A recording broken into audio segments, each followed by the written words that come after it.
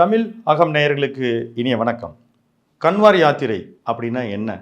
அந்த யாத்திரையின் போது வருகிற பக்தர்கள் அறிந்து கொள்வதற்காக அங்கு சுற்றி இருக்கக்கூடிய வணிகம் செய்யும் கடைகளில் பெயர் பலகைகளில் அந்த உரிமையாளர்கள் மற்றும் பணியாளர்களினுடைய பெயர்கள் மற்றும் தொலைபேசி எண்கள் இருக்க வேண்டும் என்கின்ற உத்தரப்பிரதேச அரசு அதை ஒரு உத்தரவாக செய்ததை நீதிமன்றம் தடை செய்தது. ஏன்? வாருங்கள் பார்ப்போம்.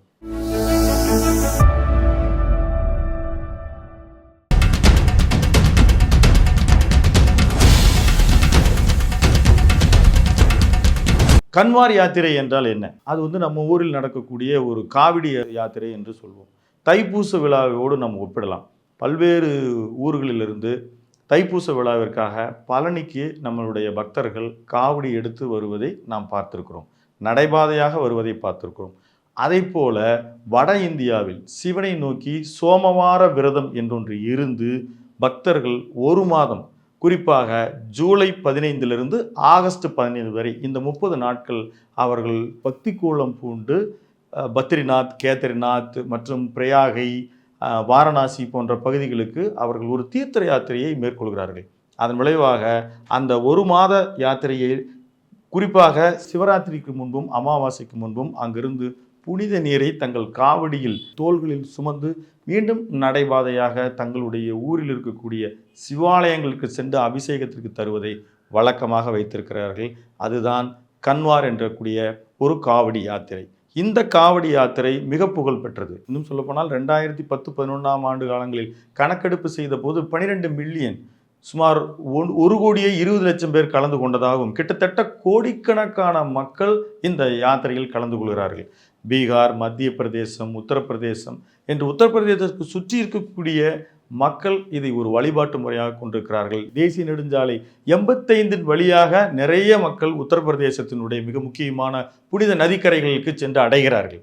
இந்த வழியெங்கிலும் அவர்களுடைய அடிப்படை தேவையை பூர்த்தி செய்வதற்கு தேநீர், பழங்கள் மற்றும் உணவுப் பொருட்கள் இதையெல்லாம் வைப்பதற்கு ஏராளமான கடைகள் இருக்கின்றன.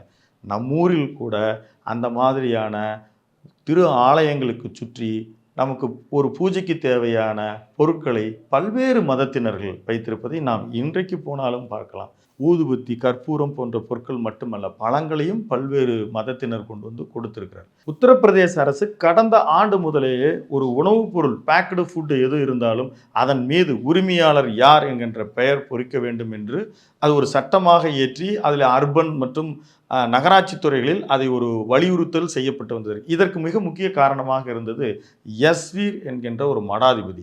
அவர் என்ன சொல்கிறார்? இந்து மக்களுக்கு உணவுப் பொருட்களை கொண்டு சேர்ப்பதற்காக முஸ்லீம் மக்கள் இந்து பெயர்களை தாங்கி விற்பனை செய்கிறார்கள், அதை எங்களால் ஏற்றுக்கொள்ள முடியாது என்று அவர் தொடர்ந்து பேசி, இது குறித்து நாங்கள் அகிம்சாவாதிகள், அதனால் நாங்கள் இதை அகிம்சா வழியில் வலியுறுத்தியே வருவோம் என்று அவர் துவங்கிய புள்ளியின் விளைவாக தற்பொழுது இதை ஒரு சட்டமாகவே உத்தரப்பிரதேச அரசு இயற்றியது. இந்த சட்டம் கன்வீர் என்கின்ற இந்த காவடி யாத்திரையில் இப்படி ஒரு சட்டம், உணவகங்களில் பெயர் பலகைகளில் அந்த உரிமையாளர் மற்றும் அங்கு பணியாற்றுவர்களுடைய பெயரை இட வேண்டும் என்பதனால் ஏற்பட்ட விளைவு என்ன? இதன் மூலமாக யார் முஸ்லீம் மற்றும் இன்னும் வட இந்தியாவில் பெரும்பாலும் தங்களுடைய ஜாதியின் பெயர்கள் தங்களுடைய பெயரில் வந்துடும். இதன் வழியாக அந்த உணவகங்களில் முஸ்லீமினுடைய பெயரும் மற்றும் தலித் மக்களினுடைய பெயரும் மிக எளிதாக தெரிந்து விடக்கூடியது.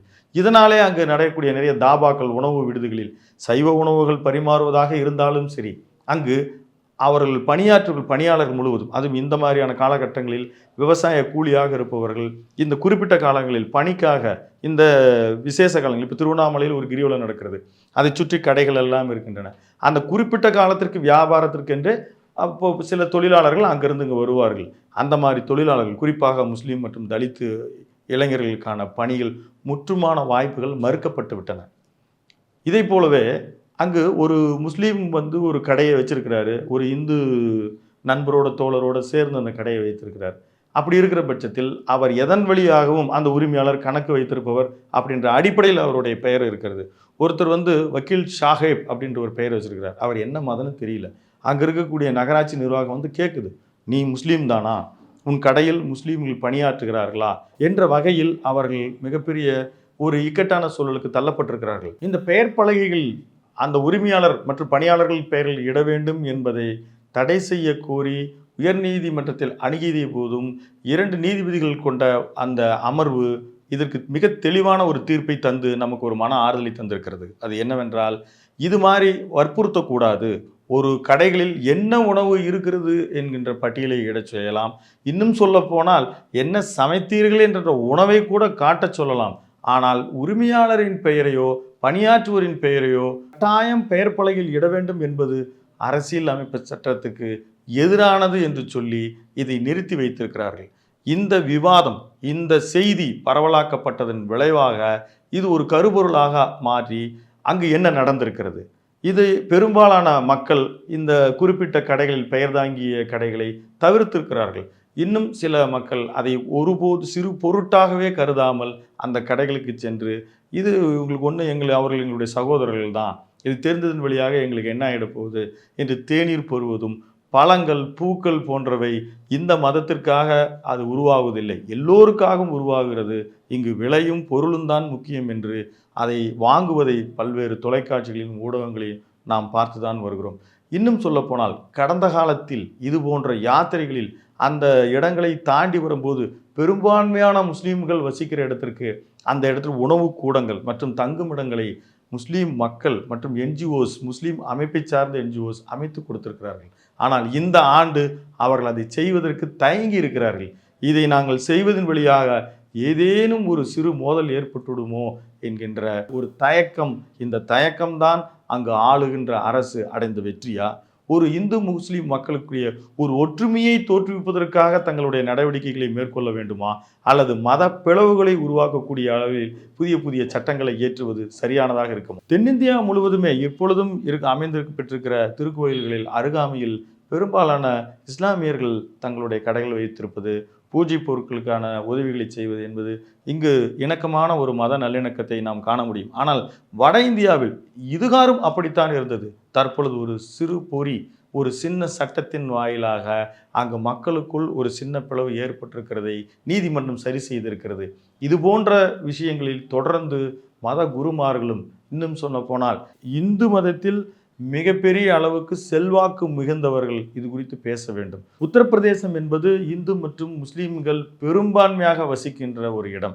அந்த இடத்தில் அங்கு வழிபாடு செய்வதற்கு எவரும் எதற்கும் தடையாக எப்போதும் இருந்ததில்லை. இந்த ஒரு சின்ன ஒரு பொறி மக்களை மேலும் அது ஒரு பெரிய ஒரு தீயாக பரவி ஒரு பிரிவு ஏற்பட்டக்கூடாது.